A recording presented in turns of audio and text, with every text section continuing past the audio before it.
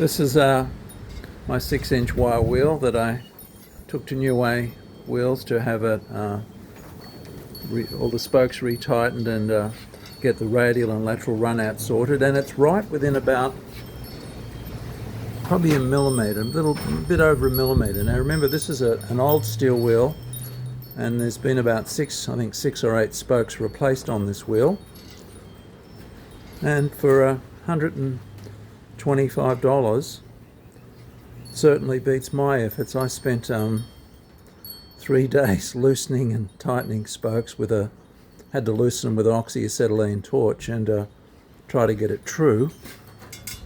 But and I got, I could get some of it out, but I couldn't get all the radial, because it had almost a buckle. Not that it had hit anything, but just, this wheel is an old wheel. It's probably over 50 years old.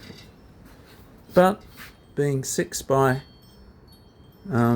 14 and 60 spoke, they're quite rare. So I still have them in my my little stash for whatever I want to stick them on. And certainly for $120 to correct them, it's a good deal. I'm quite happy with that.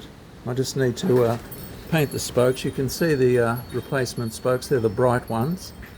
This is the trouble. So if you chrome a wheel and you try to remove them, either with heat or however, you can damage the chroming. But if you have a painted wheel, which I prefer,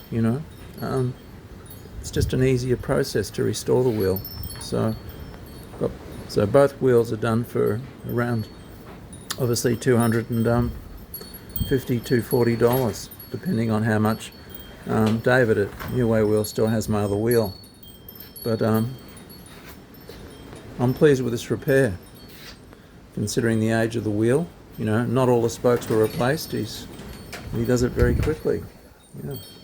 So consider these options. Whether you want to have a wheel replaced or have the spokes redone. It's not bad at all, considering how buckled the thing was.